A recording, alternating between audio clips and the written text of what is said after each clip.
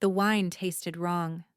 Iris Blackwood noticed it the moment the crimson liquid touched her lips, a bitter undertone beneath the sweetness, something metallic that made her tongue curl. But she was seated at the head table of her own wedding feast, 500 wolves watching her every move, and her new husband's hand rested heavy on her thigh beneath the white tablecloth. She swallowed. Alexander Ironhold smiled at her, that charming smile that had won her father's approval and her pack's blessing. His dark eyes crinkled at the corners, and anyone watching would see a devoted groom gazing adoringly at his bride. Iris saw something else, something cold and calculating that she'd learned to recognize in the 3 months since their formal betrothal, though she'd never been able to name it. "Drink up, my love," he murmured, his fingers tightening on her thigh hard enough to bruise. "We're celebrating." She took another sip. The wrongness spread across her tongue, down her throat, and she felt the first flutter of unease in her stomach. Not the nervous butterflies of a new bride, something sharper, something that made her wolf stir restlessly in the back of her mind. "Something is wrong," her wolf whispered, but her wolf had been quiet for so long, suppressed by Alexander's dominance and her own desperate desire to make this mating work. Iris had learned to ignore that small voice. She would learn too late that she should have listened. The great hall of Ironhold Keep blazed with candlelight, hundreds of flames reflecting off silver platters and crystal goblets. The scent of roasted venison and fresh bread filled the air, mingling with the musk of too many wolves packed into one space. Iris's white gown, a confection of lace and silk that her mother had spent months embroidering with silver thread, pooled around her chair like fresh snow. She'd felt beautiful when she first put it on this morning. Now the bodice felt too tight, the fabric suddenly oppressive against her skin. "You're being foolish," she told herself, forcing another smile for the wolves who raised their goblets in toast after toast. "This is your wedding day. You should be happy." But happiness had become a foreign concept in the weeks since she'd discovered the truth growing inside her. She was pregnant. The palace healer had confirmed it just yesterday, her weathered hands gentle on Iris's still flat stomach as she delivered news that should have been joyous. A child, an heir. The continuation of the Ironhold line through his new mate. Iris had made the mistake of telling Alexander immediately. The memory of his face when she'd shared the news flashed through her mind now, how his expression had frozen, how something dark and dangerous had flickered in his eyes before he'd smoothed it away and pulled her into an embrace that felt more like a cage than a celebration. He'd held her so tightly she couldn't breathe, his lips pressed to her ear as he whispered, "Are you certain?" She'd been certain. Now, as the bitter taste of the wine spread through her body and the first cramp seized her abdomen, she was certain of something else entirely. Alexander. His name came out strangled, her hand flying to her stomach as pain lanced through her. Something's wrong. Something's... The second cramp doubled her over, and she heard the gasp ripple through the crowd as she knocked her goblet sideways, red wine spreading across the white tablecloth like blood. Like the blood she could suddenly feel, warm and wrong, soaking into the silk of her gown between her legs. "No," she breathed, pressing both hands to her belly as if she could hold her child inside through will alone. "No, no, no." "Guards!" Alexander's voice rang out, commanding, concerned, the perfect performance of a terrified husband.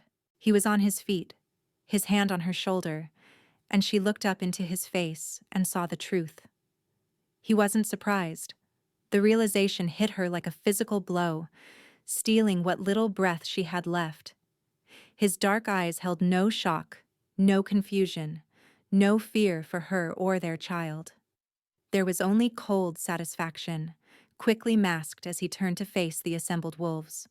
"My mate has been poisoned!" he roared, and the great hall erupted into chaos. But Iris saw his lips curve, just slightly, as the words left his mouth. She saw the way his fingers dug into her shoulder, not supporting, but restraining. She saw him glance toward the goblet she'd knocked over, checking to make sure the evidence was already spreading into the tablecloth, diluting into nothing. He did this. The thought crystallized through the pain, through the horrible cramping that told her body was trying to expel something it should have been protecting. Her mate, the wolf who had sworn before the moon goddess to cherish and protect her, had poisoned her wine to kill their child. Why?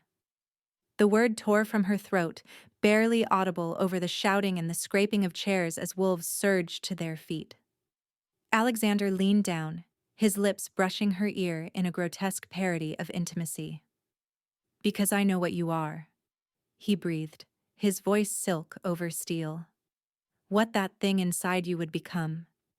Did you really think I'd let you whelp a monster that could destroy everything I've built?" She didn't understand. She was nobody.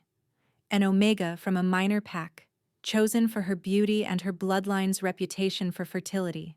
Nothing more. There was nothing special about her. Nothing threatening. Nothing. Another cramp ripped through her, and she screamed.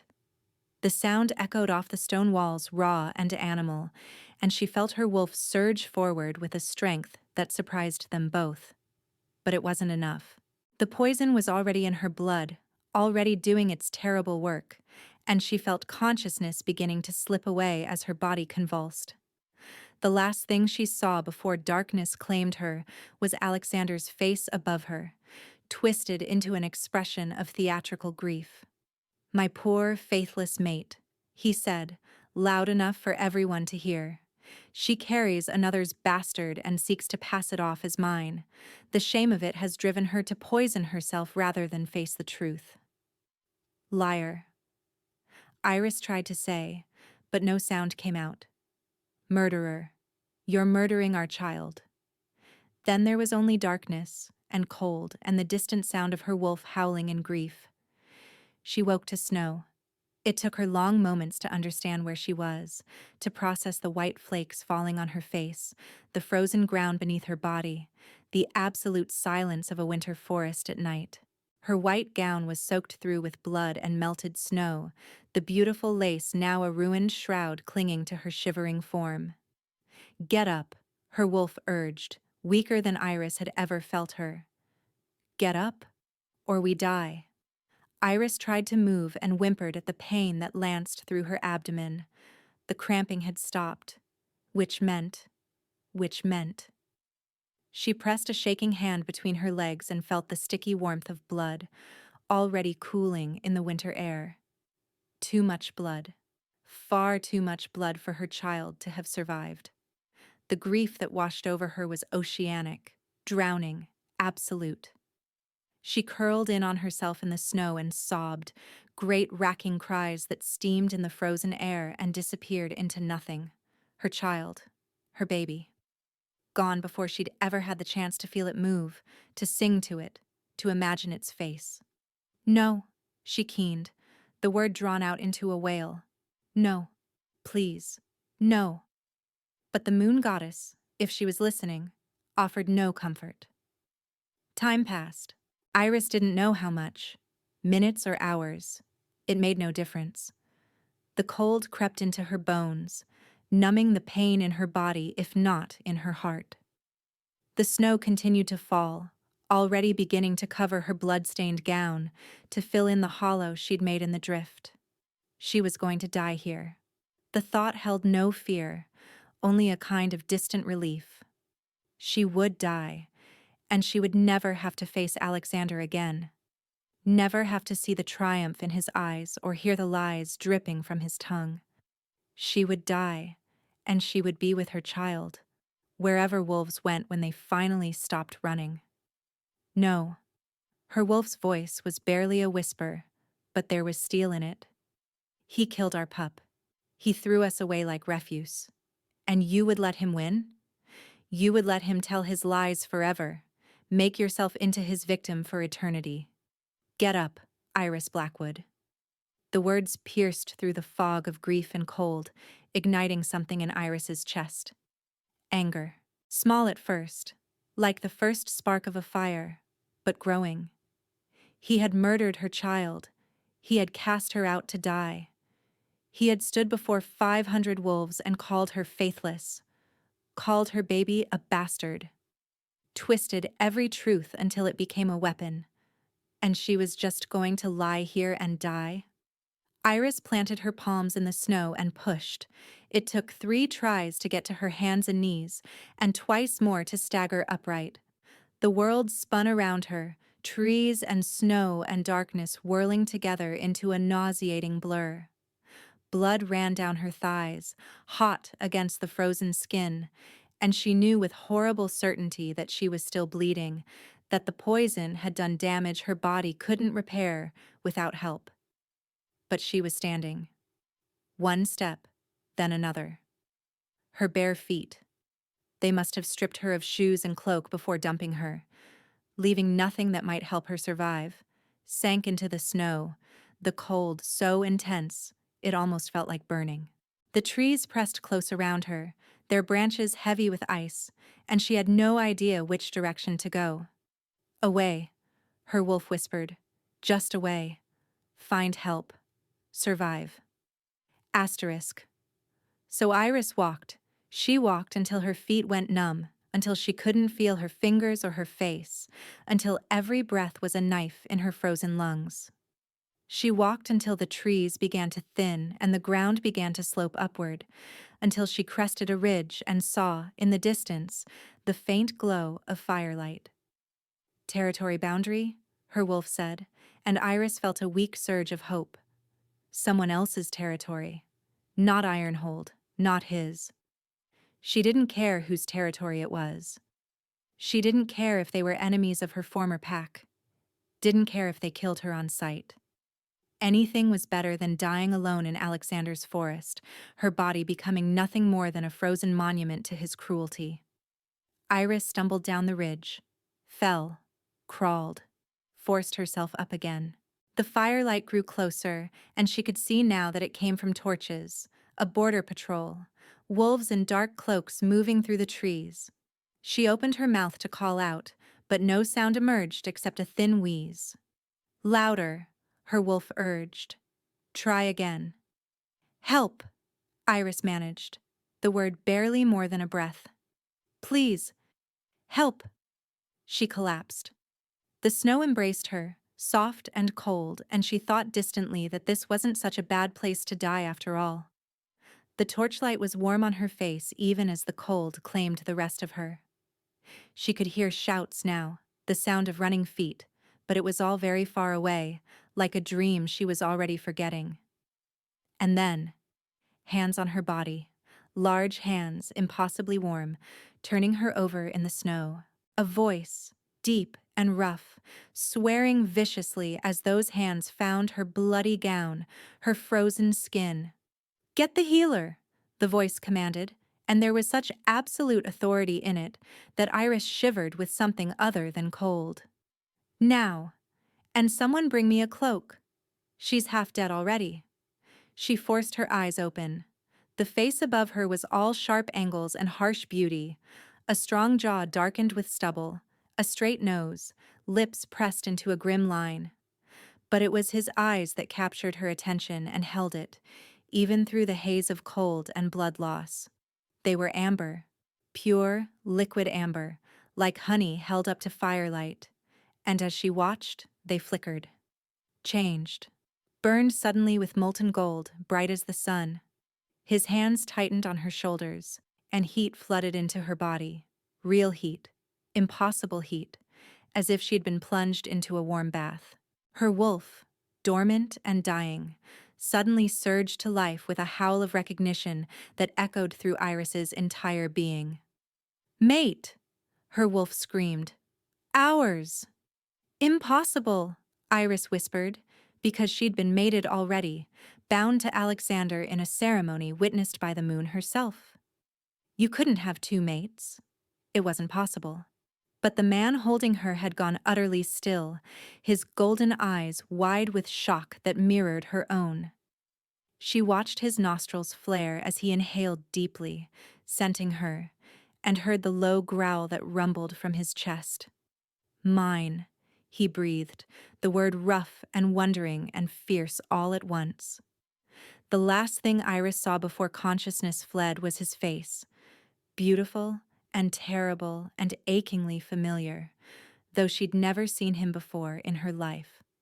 She saw his lips form a word, a name, a promise. She heard, as if from very far away, someone shouting, "Alpha! Alpha King! What should we do?" And then there was only darkness and warmth and the impossible feeling of coming home. Consciousness returned in fragments, shattered pieces of sensation that Iris couldn't quite fit together. Warmth first, impossible warmth after so much cold, wrapping around her like a cocoon. Then softness beneath her body, replacing the frozen ground that should have been her deathbed. And threaded through it all, a scent that made her wolf whimper with recognition. Pine and wood smoke, winter rain on stone, something darker underneath, like the musk of a predator at rest. It filled her lungs with every shallow breath, and each inhale sent ripples of heat cascading through her broken body. Mate, her wolf whispered again, the word reverent and desperate and terrified all at once. Iris forced her eyes open. The room swam into focus slowly, high ceilings lost in shadow, walls of gray stone softened by tapestries in deep crimson and gold. A fire blazed in an enormous hearth, casting dancing light across a space that was clearly meant for a king. The bed beneath her was vast, draped in furs so soft they felt like clouds against her ravaged skin. And beside her, close enough to touch, sat the man from the forest. He was watching her with those amber eyes, his expression unreadable. In the firelight, she could see what darkness had hidden before, the breadth of his shoulders beneath a simple linen shirt, the corded muscle of his forearms where he'd rolled his sleeves to the elbow, the way his dark hair fell across his forehead in disheveled waves. A scar traced the line of his jaw, silver white against tanned skin, and another disappeared into the collar of his shirt. He was beautiful, dangerous, and every fiber of her being was screaming that he was hers. "You're awake," he said, and his voice rolled through her like thunder, resonating in her chest and settling somewhere deep in her core. "The healer said you might sleep for days yet. You were nearly gone when we found you." Iris opened her mouth to respond, but all that emerged was a dry croak. Immediately he was moving, reaching for a cup on the bedside table, sliding one large hand beneath her shoulders to lift her just enough to drink. The water was cool and sweet, and she swallowed greedily until he pulled the cup away. "Slowly," he murmured, "your body has been through hell. You need to go slowly." His hand was still beneath her shoulders, his palm pressed against her back through the thin fabric of the shift someone had dressed her in. Where his skin touched the cloth, she felt heat blooming outward, sinking into her muscles and chasing away aches she hadn't even registered. Her wolf rolled in the sensation, practically purring. "Who?" Iris had to stop, clear her throat, try again. "Who are you?" Something flickered in his expression. "You don't know?" She shook her head slightly, and the movement sent the room spinning.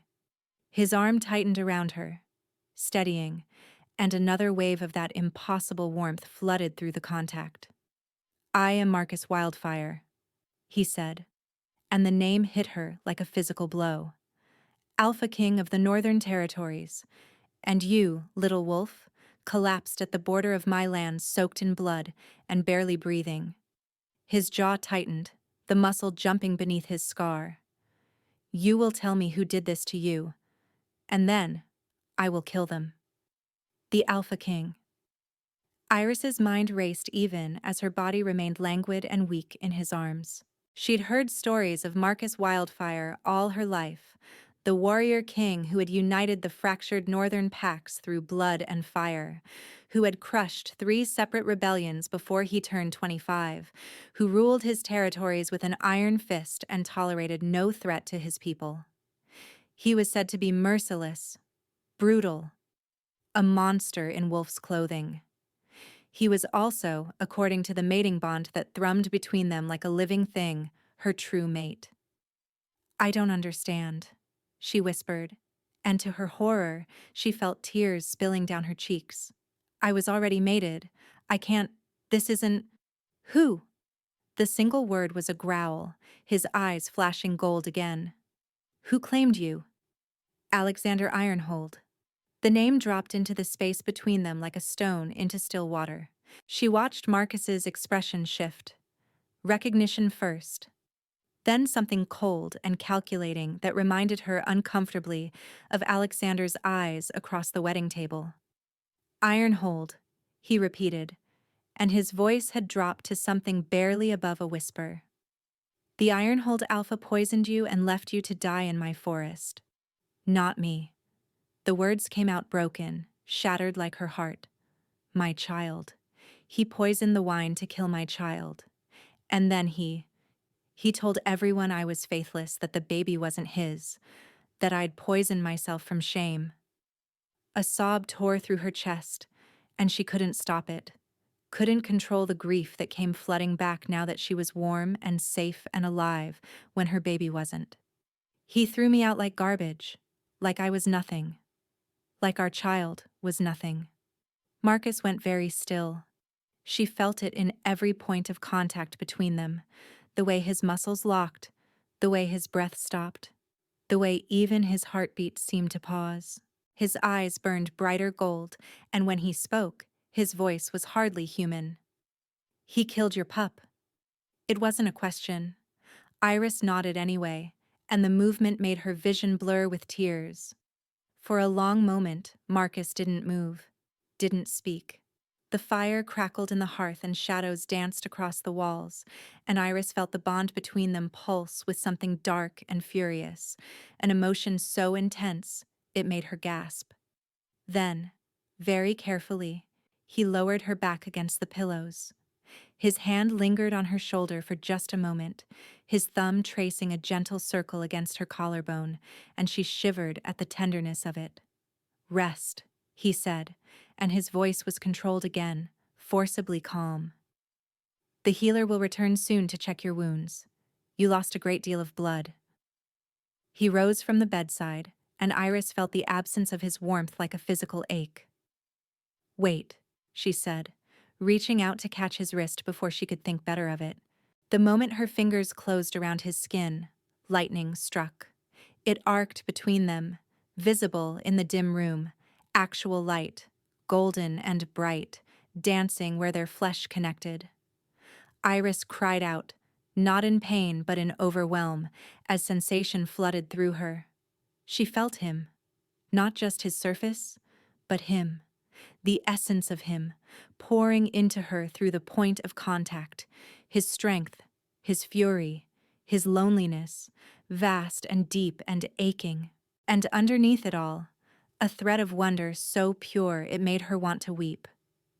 "Mine," he breathed again, and this time the word was a vow. "This isn't possible," Iris gasped, but she couldn't make herself let go. "I was mated. The ceremony was witnessed. The moon knows what she's doing." Marcus turned, looked down at where her small hand gripped his wrist, and something in his expression softened.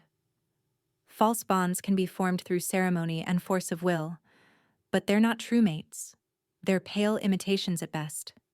His free hand came up to cover hers, engulfing it in warmth.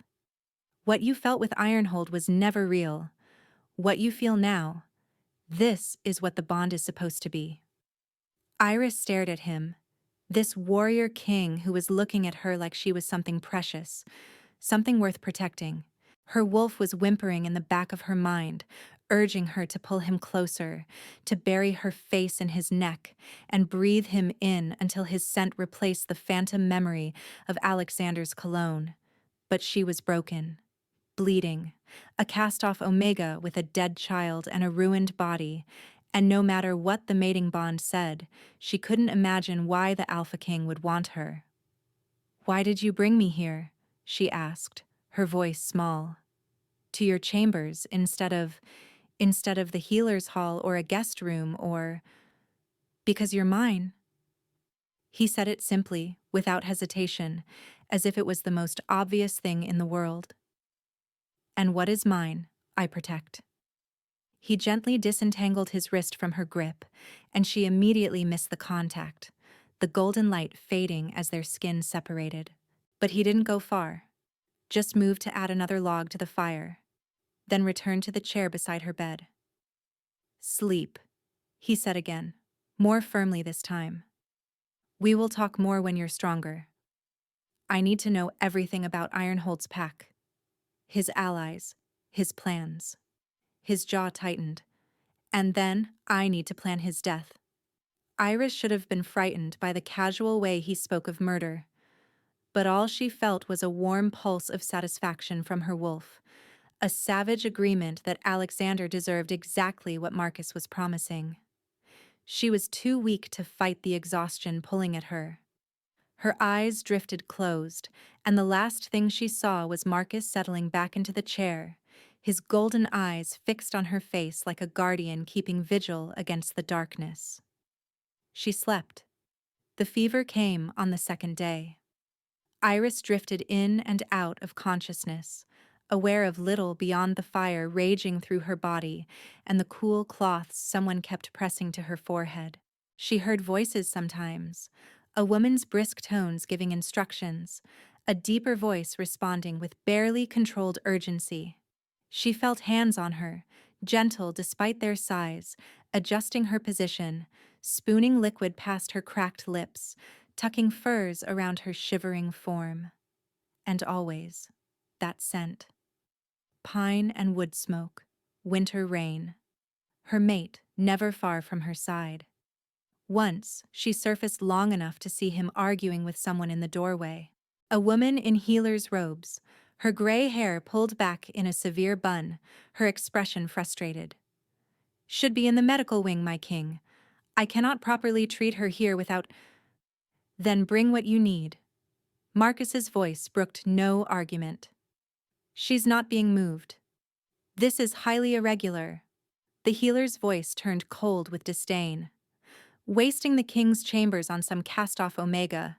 The servants say she was thrown out by her own mate for infidelity. Surely you have better uses for your time than nursing another pack's refuse. The growl that erupted from Marcus's chest shook the very stones of the walls.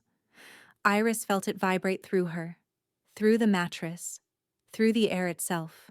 The healer went pale and stumbled backward, her hand flying to her throat. She is my mate, Marcus said, and each word was edged with razor-sharp fury. The true mate I have searched for through 30 years and 100 battlefields. You will treat her as your queen, or you will leave my service today and never return. Choose. The healer chose wisely. Iris slipped back under before she could see more, but she carried the memory with her into her fevered dreams, the way Marcus had defended her, had claimed her before his own staff, had threatened his healer for daring to dismiss her as unimportant. No one had ever fought for her like that. Not her parents, who had been all too eager to trade her to Alexander's pack for political advantage. Not her former pack, who had turned their backs when Alexander named her faithless. She had spent her entire life being shuffled from hand to hand, a pretty piece on someone else's game board. And now this king, this stranger, this impossible mate, was ready to burn his own kingdom down rather than see her disrespected. She didn't know what to do with that. The fever broke on the third morning. Iris opened her eyes to find dawn light streaming through tall windows, painting the chamber in shades of rose and gold. Her head was clear for the first time since she'd collapsed in the snow, and while her body still felt weak as a newborn pup, the terrible cramping had stopped. The bleeding had stopped. She was alive. Movement caught her attention, and she turned her head to find Marcus still in the chair beside her bed. But he was slumped forward now, his head resting on his folded arms on the mattress beside her hip, his dark hair falling across his face. His breathing was deep and even, his features softened in sleep. He looked younger like this, less like the terrifying warrior king and more like a man exhausted past his limits. Without thinking, Iris reached out and brushed a strand of hair from his forehead. Marcus came awake instantly, his hand catching her wrist in an iron grip before his eyes even opened. She gasped, and his gaze focused on her face, the amber irises flickering with gold before settling into something warmer. He released her immediately. "You're awake," he said, his voice rough with sleep. "Truly awake this time. How do you feel?" "Like I've been trampled by a herd of elk," Iris admitted. "But alive. Thanks to you." He sat up, rolling his shoulders to work out the stiffness from sleeping hunched over her bed. She watched the play of muscle beneath his shirt and felt her wolf stir with interest. "I had hot broth brought up an hour ago," he said, nodding toward the bedside table where a covered bowl sat steaming gently. "You need to eat. Your body needs to rebuild its strength." Iris pushed herself up against the pillows, wincing at the ache in her abdomen. Marcus was beside her instantly, his arms supporting her back, adjusting the pillows until she was comfortable. "I can—" she started to protest, but he cut her off with a look. "You can barely lift your head. Let me help you."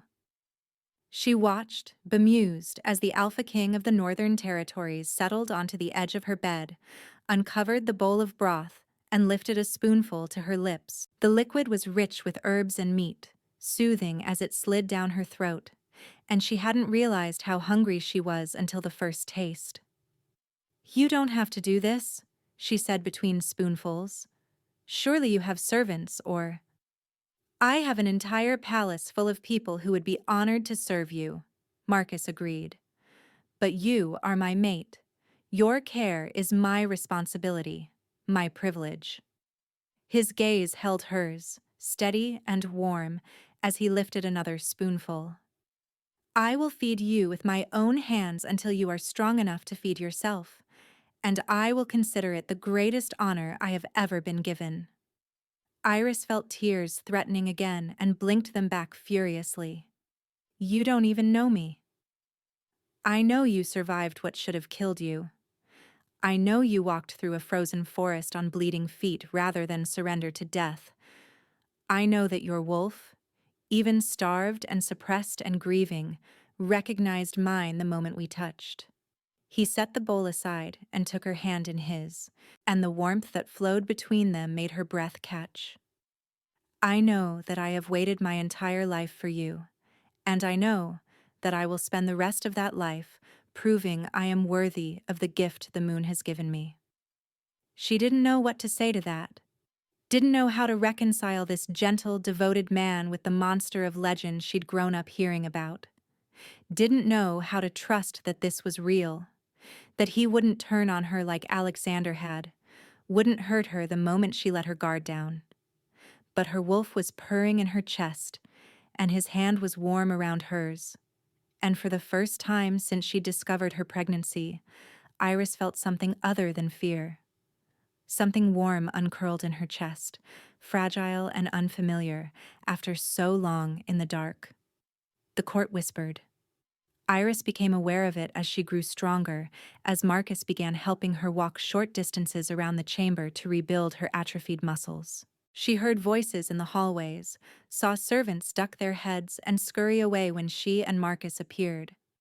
The maids who brought her meals had a way of looking at her that made her wolf bristle, pity mixed with contempt, as if she were some curiosity rather than a person. "Rejected, Omega," she heard one of them mutter to another as they changed the linens. "Carrying some other wolf's bastard and trying to pass it off. Can't believe the Alpha even let her across the border." "Don't think she'll last long," the other replied. "You know how he is. Once he realizes what she is, that's enough." Marcus's voice cracked through the room like a whip, and both maids spun around with twin expressions of terror. Iris hadn't even heard him enter, but there he was in the doorway, still dressed in the training leathers he'd worn to the practice yards that morning, his chest heaving with exertion and his eyes blazing gold. "Out!" he snarled, Both of you, report to the Chamberlain and tell him you've been dismissed from palace service. My king, You stood in my chambers and slandered my mate. He stalked forward, and the maids scrambled backward until they hit the wall. You repeated lies about her and her child as if they were common gossip. You looked at her with disgust while she lay recovering from a murder attempt. His voice dropped to a deadly whisper. Give me one reason why I shouldn't tear your throats out where you stand. Marcus? Iris's voice was soft, but it cut through his rage. He turned to look at her, and she saw the beast in his eyes, the wolf barely contained beneath his skin. Let them go. They're not worth it. For a long moment he didn't move. Then, with visible effort, he stepped back. Get out of my sight, he growled at the maids. If I ever hear either of you speak again, I will not be so merciful. They fled. Marcus watched them go, his hands clenched into fists at his sides, his whole body vibrating with barely suppressed violence. Iris pushed herself up from the chair where she'd been resting and crossed the room to him, moving slowly, carefully, the way one would approach a wounded predator. You didn't have to do that, she said quietly. I'm used to it. The whispers, the judgment.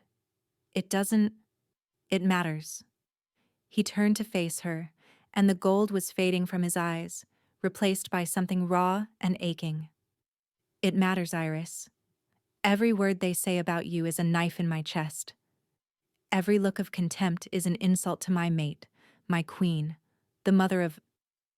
He stopped, swallowed hard, and she understood suddenly that his rage wasn't just about the maids or their cruel words. It was about what they'd referenced, what she'd lost. I'm sorry, he said, his voice rough. I'm sorry I couldn't save your child. I'm sorry I didn't find you sooner. I'm sorry that you had to suffer so much before you came to me. The tears Iris had been fighting for days finally broke free. She didn't sob. She was too weak for that, too drained. But the tears slid down her cheeks in silent streams, and Marcus gathered her against his chest with a gentleness that shattered something inside her. You didn't know, she whispered against his shirt. You couldn't have known. This isn't your fault. No, but Ironhold will pay for it nonetheless.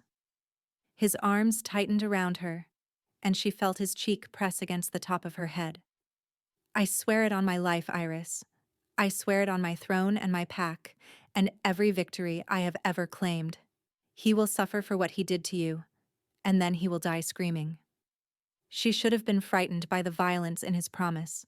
But standing in the circle of his arms, her wolf settled into a quiet contentment she hadn't felt in years. The constant vigilance, the endless watchfulness. It loosened its grip, just slightly. For the first time in years, she could breathe. Come, Marcus said finally, pulling back just enough to look at her face. His thumb brushed away her tears with impossible tenderness. You need to rest. The healer says you're healing well, but you shouldn't push too hard. He led her back to the bed, helped her settle against the pillows, and then, to her surprise, climbed in beside her. What are you? Shh. He pulled her against his side, her head resting on his shoulder, his arm wrapped securely around her waist. I've spent 3 nights sleeping in that damn chair. My back is in knots. You're going to let me hold you while you rest, and we're both going to sleep properly for once. Iris opened her mouth to protest, but her wolf was already curling up contentedly in the back of her mind, soothed by their mate's presence. And truthfully, she didn't want to protest. She wanted this. The warmth of him, the steady thrum of his heartbeat beneath her ear, the knowledge that he was here, that he wasn't going to leave, that he would fight anyone who tried to hurt her. She had spent so long being afraid, being careful, being small and quiet and invisible, trying to avoid Alexander's temper, trying to be the perfect mate he demanded. With Marcus, she didn't have to be perfect. She just had to be. Thank you, she murmured, her eyes already growing heavy. For saving me, for protecting me, for everything. His lips brushed against her hair. I would burn the world for you, Iris Blackwood, and I would count it a blessing if you only asked. She fell asleep in his arms, the mate bond humming between them like a lullaby.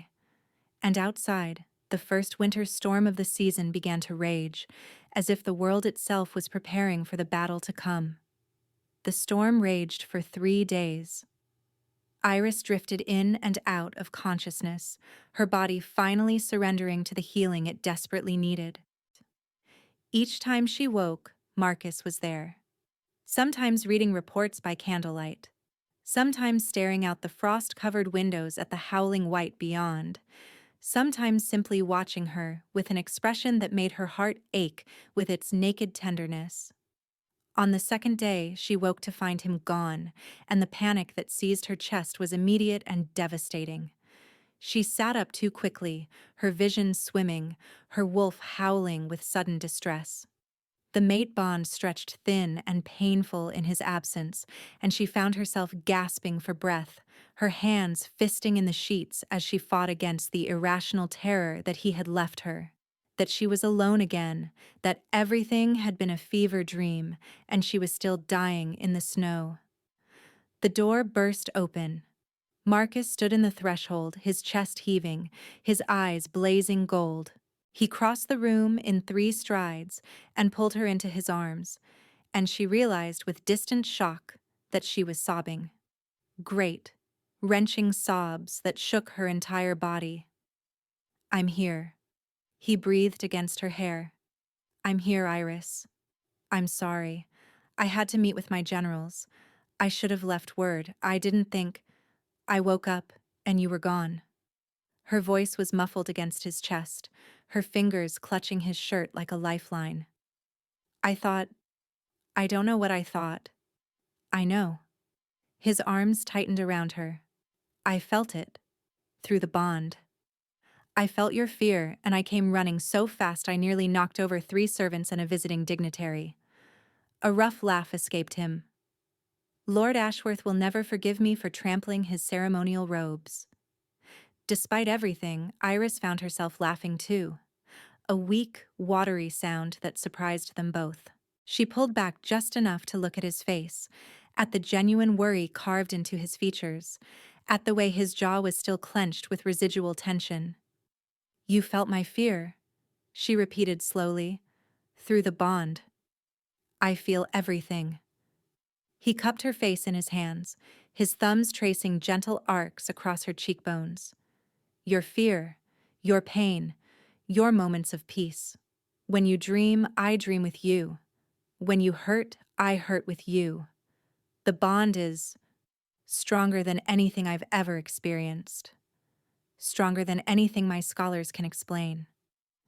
Something flickered in the depths of his eyes. Not just wonder, but something more complicated. Something like recognition. "Marcus?" She searched his face. "What is it?" He hesitated, and she saw the moment he decided to tell her the truth rather than shield her from it. "The head scholar came to see me this morning. That's partly why I left. I wanted to speak with her privately. Before." He took a breath. "She's been researching your bloodline, Iris. Your family history. She found something." The cold that crept into Iris's chest had nothing to do with the storm outside. "What did she find?" "Your mother's maiden name was Silverbane." The name struck something deep in Iris's memory, her grandmother's voice, soft and strange, singing lullabies about silver moons and starlight crowns. The way her mother had always flinched when grandmother spoke of the old blood and the power that sleeps. Iris had thought it was senility. Now she wasn't sure. "Silverbane," she repeated slowly. "My grandmother used to. She said things, sometimes, about blood and moons and sleeping power. We thought she was confused." She wasn't confused. Marcus's voice was quiet, reverent. "Silverbane was the name of the ancient lunar queens, the first rulers of our kind, before the pack splintered and the kingdoms rose. They were said to possess the pure essence of the moon goddess herself, the ability to give and take the wolf spirit, to heal or destroy with a touch, to command the very tides of power that flow through our blood. Iris stared at him. That's a legend. A children's story. The lunar queens died out centuries ago. The direct line died out. But the blood. He traced his fingers down her arm, his touch feather-light. The blood can sleep for generations, hiding in the offspring of lesser branches, waiting for the right conditions to awaken, waiting for a catalyst. A catalyst. Iris repeated numbly.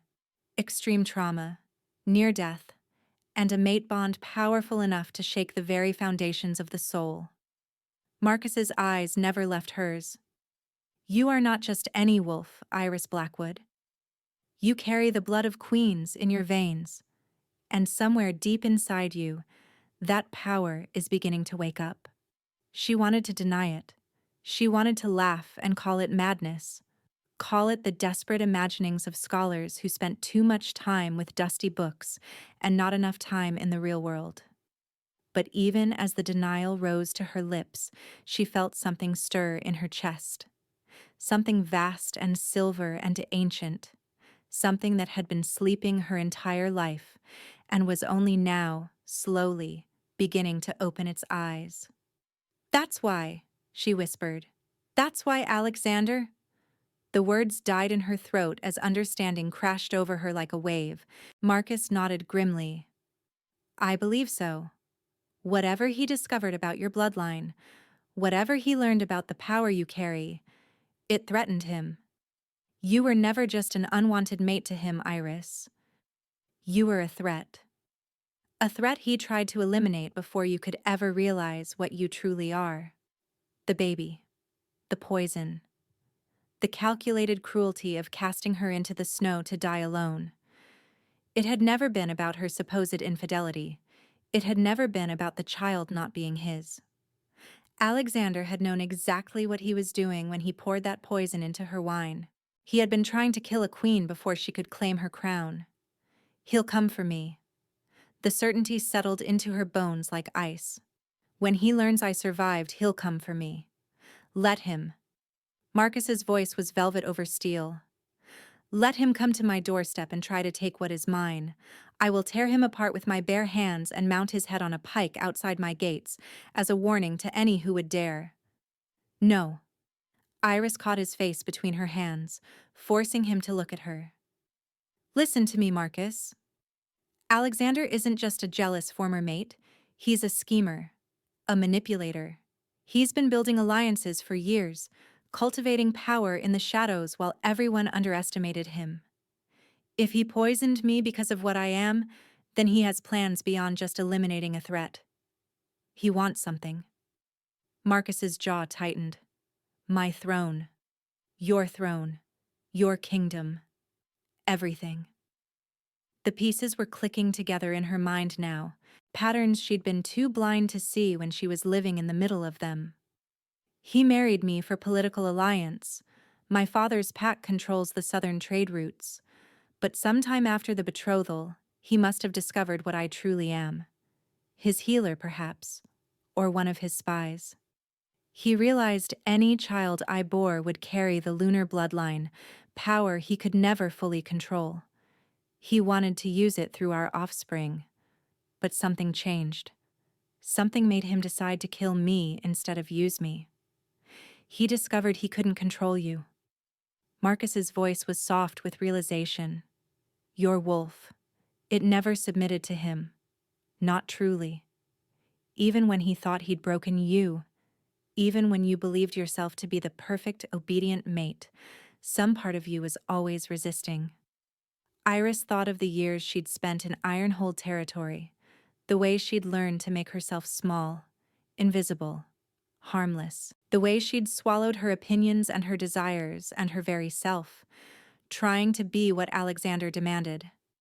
And beneath it all, the constant, quiet hum of defiance that she'd never been able to fully silence. He couldn't risk me awakening, she said slowly. Couldn't risk me discovering what I was and turning that power against him.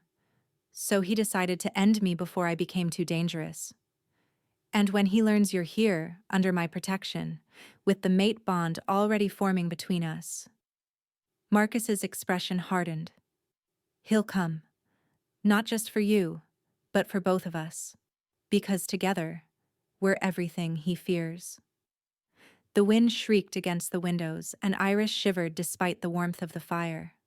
Somewhere out there in the storm, Alexander was plotting, scheming, preparing to strike. And she was still so weak. I can't even shift, she whispered. My wolf is there. I can feel her, but she's damaged, broken. The poison did something to her. She'll heal. Marcus pulled her closer, his warmth surrounding her like a shield. You'll heal, and I will keep you safe until you do. But no. He tilted her chin up, forcing her to meet his eyes. Listen to me, Iris. You are not alone anymore. You are not some discarded mate struggling to survive in a world that wants you dead. You are the mate of the Alpha King, and you carry the blood of the Lunar Queens, and when Alexander comes, and he will come, we will face him together. Do you understand? The conviction in his voice was absolute, unshakable, and despite everything, despite the terror clawing at her chest and the weakness still pulling at her limbs, Iris felt something inside her respond, something fierce and bright and hungry. Together, she repeated, together. He pressed his forehead to hers, their breath mingling in the space between them. Now rest. Let your body heal. Let your wolf recover. When the storm breaks, there will be work to do. But for now, you are safe in my arms, and nothing in this world or any other will change that. She let him guide her back down to the pillows, let him wrap himself around her like a living blanket. And as the storm continued to rage outside, Iris allowed herself to close her eyes and believe, for the first time in longer than she could remember, that she might actually survive this, that she might actually be strong enough to face what was coming. The storm broke on the morning of the fourth day. Iris stood at the window of Marcus's chambers, watching the clouds part to reveal a sky of such pristine, aching blue that it hurt to look at. The snow lay thick and white across the castle grounds, transforming the world into something out of a fairy tale, all sharp contrasts and glittering surfaces. She was stronger now. Still not fully healed, still not able to shift, but strong enough to stand without support. Strong enough to eat solid food without her stomach rebelling. Strong enough to feel the first stirrings of hope beneath the fear that had become her constant companion. You should still be in bed. She didn't turn at Marcus's voice, but she smiled at his reflection in the glass. He stood in the doorway, dressed in the formal attire of an Alpha King, black leather and silver embroidery, his crown a simple circlet of dark metal that somehow made him look more dangerous rather than less. I needed to see it, she said. The world. I've been trapped inside my own head for so long, I almost forgot what beauty looked like. He crossed the room to stand behind her, and when his arms wrapped around her waist, she leaned back into him without hesitation. It felt natural now, this easy intimacy between them. The mate bond hummed with contentment at the contact, and she felt her wolf stir sleepily in response. Beauty, Marcus murmured against her hair, is standing in my arms, looking at snow. Flatterer. Truth-teller. His lips brushed against her temple. I have court in an hour. Petitions to hear, disputes to settle. The business of ruling never stops, even when I would rather spend the day right here with you. Then go. She turned in his arms, looking up at his face. I'll be fine. I can entertain myself. I've assigned you a personal guard, just for today until I can... Marcus. She pressed a finger to his lips. I understand. Go. Be the king your people need. I'll still be here when you return. The look he gave her was complex. Gratitude and worry and something deeper. Something that made her breath catch in her throat. Then he leaned down and pressed a kiss to her forehead, soft and lingering. If you need me, he said, reach through the bond, call for me. I will come. I know. He left, and Iris turned back to the window, watching his figure appear moments later in the courtyard below. Even from this distance, she could see the way the servants and guards straightened at his approach, the way people moved aside to let him pass. He walked like a man who had never known fear, who had never doubted his place in the world. She wondered what that felt like. The knock at the door came an hour later. Iris looked up from the book she'd been pretending to read, a history of the Northern Territories that she'd found on Marcus's shelf, to find a young woman in servant's livery standing in the doorway. "Begging your pardon, my lady," the girl said, bobbing a curtsy. "There's a messenger arrived at the gates. He carries a letter for you, specifically. He says he'll only give it into your hands." Iris's blood ran cold. "A messenger? From where?" "Ironhold territory, my lady." For a moment, Iris couldn't breathe. The book slipped from her fingers, landing on the floor with a muffled thump. Ironhold. Alexander. He knew she was here. He knew she was alive. "The Alpha King," she started, "is in the Great Hall, my lady, with the full court in attendance. It would take some time to reach him." Of course. Of course Alexander would time his message for when Marcus was occupied. Everything was calculated with him, every move designed to maximize his advantage. "Where is the messenger?" "In the entrance hall, my lady, under guard." Iris stood, her hands shaking despite her best efforts to steady them. She should wait for Marcus. She should send word and let him handle this. Let him protect her the way he'd promised. But some part of her, the part that had never fully submitted, the part that Alexander had tried so hard to break, refused to hide, refused to cower.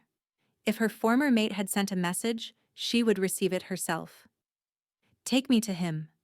The entrance hall was vast and cold, marble floors stretching beneath a ceiling painted with scenes of ancient wolf hunts. The messenger stood in the center of the room, flanked by two of Marcus's guards. He was a small, weasel-faced man Iris recognized, one of Alexander's personal servants, the kind who saw everything and said nothing. "My lady." He bowed, and the mockery in the gesture was barely concealed. "My master sends his regards." "Your master tried to kill me." Iris kept her voice steady through sheer force of will. "His regards are unwelcome."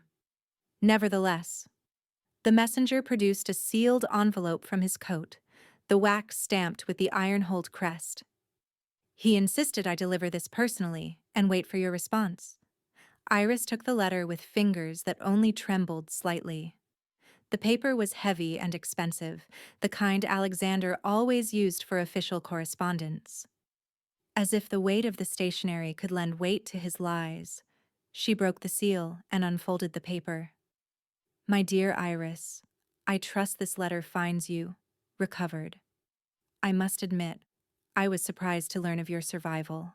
Winter storms can be so unpredictable, and you were always such a delicate creature. But it seems you found warmth after all, in the arms of the Alpha King himself. How very convenient. I'm sure he's told you all manner of sweet things by now. Promises of protection, declarations of devotion, vows of vengeance against the mate who wronged you. He's quite good at that. The grand romantic gesture. It's how he keeps his kingdom in line, you know, making everyone believe he's the noble hero of the story. But you and I know the truth, don't we, my dear? We know what you really are. The moon goddess was clever when she created the mate bond. That pull, that irresistible attraction, it makes us forget ourselves, makes us believe in love at first sight, in destiny, in forever. But it's just biology, Iris. Just hormones and instinct, dressed up in pretty words. What you feel for Marcus Wildfire isn't real. It can't be real, because you already had a mate. Me. The bond we shared may be broken, but its ghost still lingers. Every time he touches you, you'll think of me. Every time he whispers in your ear, you'll hear my voice. I'm coming for you, Iris. Not to kill you. I've realized that was a mistake. You're far too valuable to waste. That power in your blood, that ancient legacy you don't even understand, it belongs to me. You belong to me. Tell the Alpha King that I'll be arriving at his court in 3 days' time to formally request the return of my mate. I have the law on my side. You were still legally bonded to me when you left Ironhold territory, which makes you my property under the old treaties. He can fight me, of course. But if he does, he'll be breaking centuries of precedent, and every pack in the realm will question his judgment. Or he can give you back willingly, and I'll forget this little indiscretion. Choose wisely, my dear. For both your sakes. Your devoted mate, Alexander. The letter shook in Iris's hands. Then it burst into silver flames. She hadn't meant to do it. The fire erupted from her palms without conscious thought, consuming the paper in a flash of heat and light. The messenger stumbled backward with a cry, and the guards drew their weapons, and Iris stood in the center of it all with her hands still burning silver, her eyes wide with shock. What? She stared at her palms, at the flames licking harmlessly across her skin. How? The power is waking. The voice came from inside her, from the place where her wolf dwelt. But it wasn't her wolf speaking. It was something older, something vaster, something that had been sleeping for generations and was finally beginning to rise. He awakened us with his cruelty, and now we will never sleep again. The flames died as suddenly as they'd appeared, leaving Iris gasping for breath, her legs threatening to give out beneath her. The messenger was cowering against the far wall, his face white with terror, and even the guards looked shaken. "Tell your master," Iris said, and her voice sounded strange to her own ears, deeper, resonant with power she didn't understand, "that his property is no longer his concern. Tell him the Alpha King has claimed me as his mate, and any challenge to that claim will be met with fire and blood. Tell him." She paused, feeling the ancient power settling into her bones like starlight, like a crown she hadn't known she was born to wear. "Tell him the Lunar Queen has awakened, and she is not afraid." The messenger fled.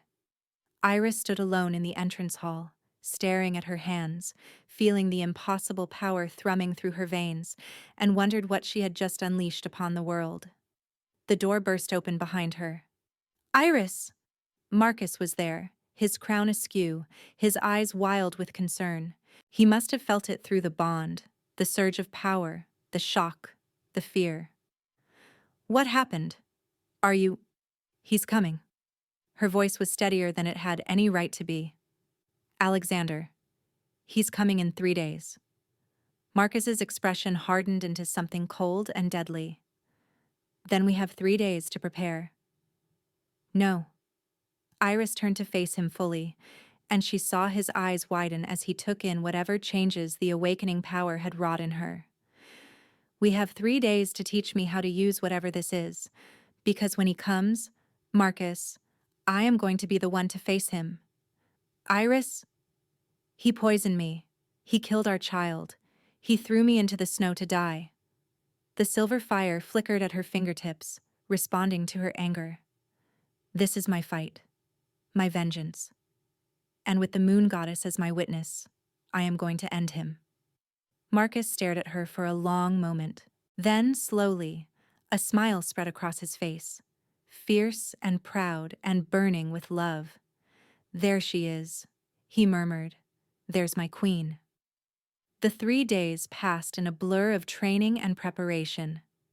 Marcus brought in the oldest wolves of his court, the ones who remembered the stories of the Lunar Queens, who had seen with their own eyes what that ancient bloodline could accomplish. They taught Iris to channel the silver fire. to shape it with her will, to let it flow through her without burning away everything she was. It was not easy. It was the hardest thing she had ever done. The power was vast, vaster than anything she had ever imagined dwelling inside her small, battered body. It raged against her control like a wild river, threatening to sweep her away with every attempt to harness it. The first day, she couldn't summon the fire at all. The second day, she summoned it, but couldn't stop it. She burned through 3 training rooms, melted a set of ancient armor that had stood in the Great Hall for centuries. The Chamberlain had wept. Marcus had promised to commission a replacement. And once, in a moment of particular frustration, set Marcus's favorite cloak on fire while he was still wearing it. He had only laughed, shrugging off the smoldering fabric and pulling her into his arms. "You're magnificent," he'd murmured against her hair. "Terrifying, but magnificent." The old wolves warned her that true mastery would take years, perhaps decades. The lunar queens of old had trained from childhood, learning to wield their power the way warriors learn the sword. Iris had 3 days and a lifetime of suppression to overcome. "You're drawing from maybe a tenth of what sleeps inside you," the eldest trainer told her on the second night, her ancient face grave. "Perhaps less. Push too hard, too fast, and the power will consume you before you can use it." "Then teach me to use that tenth," Iris had replied.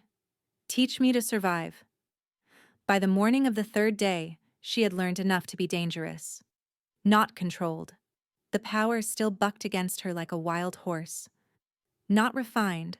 Her flames were blunt instruments where they should have been surgical tools. But dangerous.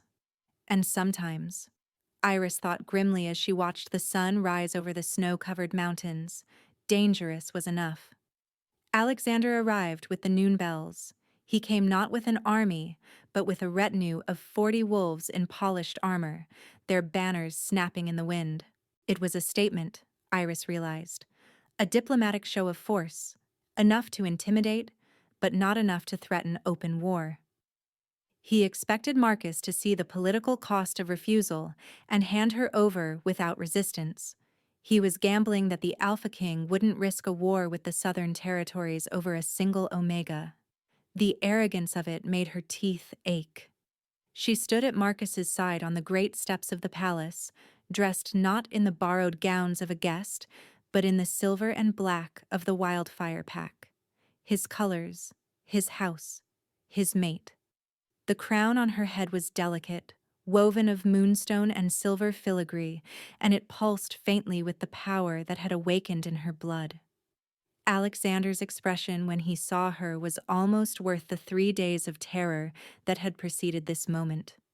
"Well," he said, dismounting from his horse with a grace that had once made her heart flutter. Now it only made her stomach turn. "This is unexpected. I'd heard you were playing at being queen, but I didn't think he'd actually put you in the costume." "Alexander," Marcus's voice was ice, "you were warned what would happen if you came here." "I was invited here, actually." Alexander smiled that charming, terrible smile. "The old treaties are clear. A mate bond supersedes territorial claims. She belongs to me, Wildfire. I'm simply here to collect her." "The bond is broken." Iris was surprised by how steady her voice emerged. "You broke it when you poisoned me, when you killed our child, when you threw me into the snow to die." Something flickered in Alexander's blue eyes. Annoyance, perhaps, or calculation. "A regrettable misunderstanding.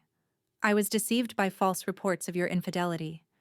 Surely you can find it in your heart to forgive a jealous mate's momentary lapse in judgment?" Momentary lapse. Light sparked at her fingertips, pale and cold as a moonlight, and she didn't bother to suppress it. "You watched me bleeding on the floor of our wedding feast and you called me a whore." "I was wrong. I've come to make amends." He spread his hands in a gesture of supplication, but his eyes never lost their predatory gleam. "Come home with me, Iris. Let me show you how sorry I am. Let me prove that I can be the mate you deserve." She already has a mate. Marcus stepped forward, and the power rolling off him was enough to make the wolves and Alexander's retinue shift nervously. One who would never raise a hand against her. One who would burn the world before allowing her to come to harm. Ah, yes, the famous Alpha King and his legendary devotion. Alexander's lip curled. Tell me, Wildfire, do you actually believe this farce? She was bonded to me for 3 years. Whatever you think you feel for her is just echoes of what she and I shared. What we shared, Iris said quietly, was nothing compared to this. She felt the mate bond pulse between her and Marcus, felt his fierce love and his burning rage and his desperate fear for her safety. She felt her own emotions flowing back to him, her determination, her fury, her absolute certainty that she would never, ever let Alexander touch her again. Enough of this, Alexander snapped, and all pretense of civilized negotiation vanished from his face. You have something I need, Iris. That power in your blood, it should have passed to our child, to an heir I could control. Instead, you survived, and now it's awake, and I need it. So the poisoning wasn't about jealousy at all, Iris said. It was about power. It was always about power. Of course it was about power. Everything is about power. He took a step toward her, and the wolves at his back surged forward. Give yourself to me willingly, and I'll let your little king live. Resist, and I'll kill everyone in this palace and take you anyway. You invoke the old treaties, Marcus said, his voice carrying across the courtyard. But those same treaties are clear on one point. A mate bond dissolved through attempted murder carries no legal weight. You poisoned her. You tried to kill her, and your own child. By the laws you claim to uphold, you have no rights here. Only the mercy of this court, which you will not receive. Alexander's face contorted with rage. The diplomatic gambit had failed. His legal standing had crumbled. All that remained was violence. The attack came without further warning. Alexander's wolves lunged forward, their forms blurring as they shifted mid-leap. Marcus's guards rushed to meet them, and suddenly the great steps of the palace were a chaos of snarling bodies and flashing claws. Iris felt Marcus's hand close around her arm, trying to pull her back to safety, but she planted her feet and refused to move. Iris, please. No. She watched Alexander moving through the battle, his own wolf form massive and black, cutting through Marcus's guards like they were made of paper. No more running. The silver fire erupted from her palms. It wasn't controlled, wasn't refined. It was raw and wild and furious, and it swept across the battlefield like a wave, knocking wolves off their feet, sending Alexander's forces tumbling backward. The power sang in her veins, ancient and terrible and utterly right, and Iris felt her grandmother's voice echoing in her mind. Those strange lullabies, those cryptic warnings about sleeping power, finally making sense. Blood of the moon, daughter of stars, the power is yours by right and by birth. Speak the words, and no wolf shall stand against you. I am the daughter of the lunar queens, Iris said, and her voice resonated with power that shook the very stones beneath their feet. I am the blood of the moon, the vessel of starlight, and I will not be claimed. Alexander's black wolf skidded to a halt before her, his eyes wide with something that might have been fear.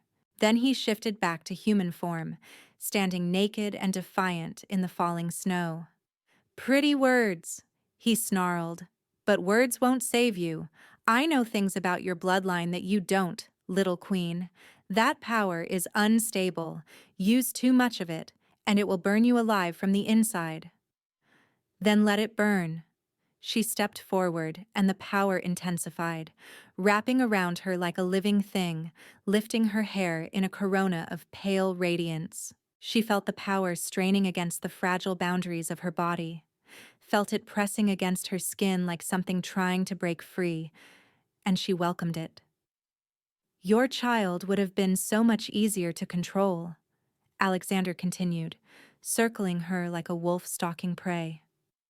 A baby, raised from birth to serve my purposes, never knowing what it truly was. But you're unpredictable, dangerous.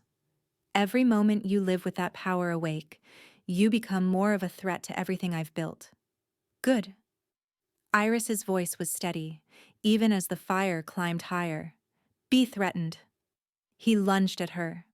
Iris didn't flinch. She raised her hands, and the silver fire exploded outward, catching him mid-leap, wrapping around him like chains of liquid moonlight. He screamed, a sound she had never heard him make before, a sound of pure terror, and she felt the ancient power reaching into him, finding the wolf that lived beneath his skin.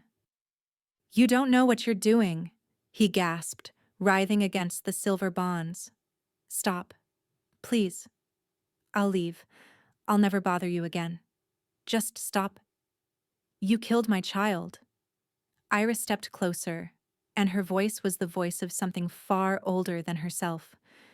You watched me bleed on the floor of our wedding feast, and you smiled. You threw me into the snow to die, and you slept soundly that night, knowing I was freezing to death. I was wrong. I admit it. I was wrong. You were not wrong. The power surged through her, and she felt it reaching into the very core of him, finding the wolf that was the source of his strength.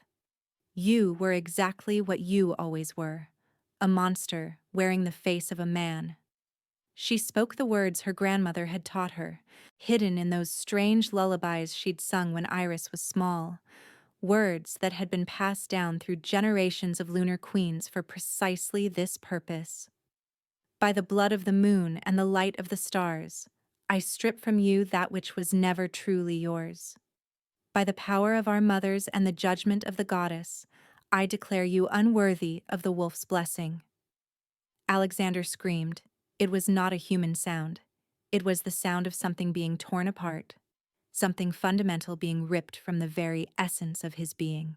The light flared blinding white, and when it faded, Alexander lay crumpled on the blood-stained snow, small and broken and utterly, terrifyingly human. My wolf, he whispered, his voice cracked and hollow. What did you do to my wolf? I took it. Iris was shaking now, the power receding like a tide, leaving her exhausted and wrung out. The way you took everything from me. She heard Marcus approaching behind her, felt his hand settle warm and steady on her shoulder. His presence anchored her, kept her from collapsing as the last of the silver fire faded from her veins. You should have let me die in that snow, she said, looking down at the pathetic creature that had once been her mate. If you had left me alone, if you had simply let me disappear, I would never have found Marcus. I would never have awakened. You would have had your little kingdom and your petty schemes, and I would have been nothing but a frozen corpse on the mountain. Alexander spat at her feet. You are nothing. You are nothing. A broken omega, playing at power she doesn't understand. When the other packs hear what you've done, stripping a bonded wolf from an alpha, they'll hunt you to the ends of the earth. They'll do nothing of the kind. Marcus's voice was cold as the winter wind. Because they'll never hear of it. Because you'll never have the chance to tell them. He hauled Alexander up by the throat, his claws extending, his eyes burning gold with fury. The former alpha dangled from his grip like a rag doll, all his power, all his arrogance, reduced to this pathetic, wolfless creature. She is my mate, Marcus said, his voice carrying across the silent battlefield. My queen. And you are nothing but a memory she will never have to fear again. His claws tore through Alexander's throat in one savage motion. Blood sprayed across the snow, crimson against white, and the body crumpled to the ground at Iris's feet. She stared down at it, waiting for something. Grief, perhaps? Or guilt? Or some remnant of the bond they had once shared. She felt nothing but relief. Marcus turned to her, his hand still stained with Alexander's blood, his expression raw with triumph and something deeper, a devotion that made her heart ache. Iris, my mate, my queen. She swayed on her feet, and he caught her before she could fall, sweeping her up into his arms as if she weighed nothing at all. Around them, the remains of Alexander's retinue were surrendering, throwing themselves at the feet of the wildfire guards, begging for mercy they did not deserve. Iris buried her face in Marcus's neck and let the tears finally come. They retreated to his chambers as the sun set. The aftermath of the battle was in other hands now. His generals, his advisors, the countless people who made a kingdom run. For these few hours there was only the two of them, and the bond that hummed between them like a living thing.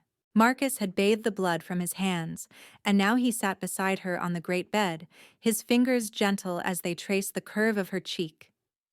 "You are magnificent," he murmured, "terrifying and glorious and utterly magnificent." I almost couldn't control it. Her voice was still hoarse from crying. The power. It wanted to burn everything. It wanted to reduce him to ash and keep going until there was nothing left. But you didn't. He pressed a kiss to her forehead. You controlled it. You chose mercy, even for him. A quick death instead of the slow torture he deserved. I didn't do it for him. She met his eyes, those amber depths that had become her anchor, her home, her reason for surviving. I did it because I didn't want to become what he was. I didn't want to lose myself to vengeance. You could never lose yourself. His hand curved around the back of her neck, warm and possessive and achingly tender. You are the strongest person I have ever known, Iris Blackwood. Stronger than me, stronger than any alpha, stronger than the power that flows in your blood. She reached up to touch his face, tracing the sharp line of his jaw, the curve of his lips. The mate bond pulsed between them, demanding something, calling for completion, and she knew what came next. What had to come next? For them to be truly, fully bound. Marcus. Her voice was barely a whisper. Will you mark me? His eyes flared gold, his wolf rising to the surface at her words. Are you certain? After everything, the first bond, the betrayal, that wasn't a true bond. She was certain of this now, certain in a way that left no room for doubt. What Alexander and I had was obligation and expectation and the trap my parents sold me into. This. She pressed her palm flat against his chest, feeling his heart thunder beneath her touch. This is real. This is what the mate bond is supposed to be. Iris. His voice broke on her name. I would have waited. I would have given you all the time you needed. I don't need time.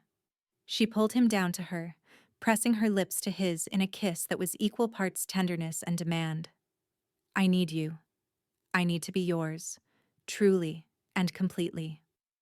He groaned against her mouth, his control fraying at the edges. If I start this, I won't be able to stop.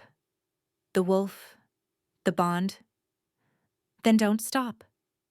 His hands were shaking as he lowered her to the pillows, his body covering hers with a warmth that chased away the last of the cold that had lived in her bones since the night Alexander cast her out. He kissed her throat, her collarbone, the curve of her shoulder, and she felt his teeth grazing her skin, not biting, not yet, but promising. You are sure? He asked again, and the tremor in his voice undid her. I have never been more sure of anything in my life. His fangs sank into the junction of her neck and shoulder. Pain flared first, sharp and bright and burning, and Iris gasped, her hands flying to his shoulders, her nails digging into his skin. But the pain was already transforming, shifting into something else, something overwhelming and glorious and utterly right. Pleasure cascaded through her in waves, pooling in her belly, spreading through her limbs like liquid fire. The mate bond exploded open between them. She felt him, not just his body against hers, but his soul, his essence, everything he was and had ever been. She felt his love for her, vast and fierce and absolutely unconditional. She felt his fear, not of battle, not of death, but of losing her, of failing to protect her. She felt his pride in her strength, his awe at her power, his desperate, consuming need to be worthy of her. Iris. His voice resonated in her mind, intimate and overwhelming. My mate. My heart. My everything. She was crying again, but these were different tears. Tears of joy, of completion, of coming home to a place she hadn't known she'd been searching for. His fangs withdrew, and he pressed his lips to the wound, licking gently at the blood that welled there. You're marked, he breathed against her skin. You're mine. Not yet. She felt the power rising in her again, not the silver fire, but something softer, something that was purely her. Her wolf pressed against her consciousness, and her teeth ached with the need to complete what they had started. Iris. She rose up before he could protest, her mouth finding the junction of his neck and shoulder, and she bit down. His blood flooded her tongue, rich and wild and tasting of forest and moonlight, and Marcus roared, a sound of pleasure so intense it bordered on pain. His arms wrapped around her like iron bands, crushing her against his chest, and she felt the bond complete itself in a rush of sensation that left her breathless. Mine. She poured everything she was into that single word. My mate. My king. My heart. Yours, he answered, and the word was a vow. Always and forever, yours. They collapsed together onto the pillows, tangled in each other's arms, the completed bond settling into their souls like it had always belonged there. Iris could feel his heartbeat as if it were her own. She could feel his thoughts, his emotions, his absolute devotion to her. Mine, she whispered against his chest. Yours, he agreed, his voice rough with emotion. They lay there for a long time, just breathing together, feeling the settled peace of the bond humming between them. Spring came slowly to the mountains, but it came. 3 months had passed since Alexander's death. 3 months of healing, of learning to trust, of watching the mate bond deepen into something unshakable. The coronation was held on the first day of the new season, when the snow had melted from the palace grounds and the first green shoots were pushing up through the earth. Iris stood on the great dais, her hand in Marcus's, the crown of moonstone and silver gleaming on her brow. Luna Queen, the crowds roared, Luna Queen of the Wildfire Pack. The noble who had called her damaged goods knelt at the front of the assembly, his jaw still crooked from where Marcus had broken it. Behind him, the rest of the court, those who had whispered about the rejected Omega, who had questioned Marcus's judgment in taking her in, pressed their foreheads to the floor in submission. Iris surveyed them all with the calm that came from absolute certainty. She was not damaged. She was not broken. She was the daughter of the Lunar Queens, the mate of the Alpha King, and, as she had discovered just a week ago, the mother of a new life growing beneath her heart. This time, there would be no poison, no betrayal, only joy. Rise, she commanded, and they obeyed. That night, in their chambers, Marcus knelt before her and pressed his lips to the gentle swell of her stomach. I was thinking about names, he murmured against her skin. For the baby. Iris ran her fingers through his dark hair, smiling down at him. Were you? If it's a girl, I thought, Aurora, for the light that brought you back to me. And if it's a boy? He looked up at her, his expression soft with love. Then you choose. He'll be half yours after all. She laughed, and the sound was bright and free and utterly without fear. Half mine? He'll be entirely mine. You just contributed the raw materials. Marcus grinned, rising to pull her into his arms. Fair enough. He'll be entirely yours, and I'll spend the rest of my life trying to earn the right to call him mine. The rest of your life is a long time, she said, but she was smiling as she said it. Not long enough. He kissed her, soft and sweet and full of promise. Not nearly long enough to show you how much I love you. The mate bond hummed between them, warm and settled and absolutely unshakable. Through it, Iris felt his joy, his contentment, his fierce determination to give her the life she deserved. And she felt her own emotions flowing back to him. Her gratitude, her wonder, her absolute certainty that she had finally found her home. Outside, the spring sun set over the mountains, painting the sky in shades of gold and rose. The kingdom was at peace. The threat was ended. And Iris Blackwood, Luna Queen of the Wildfire Pack, daughter of the Lunar Queens, mate of the Alpha King, had never been happier. She was exactly where she was meant to be.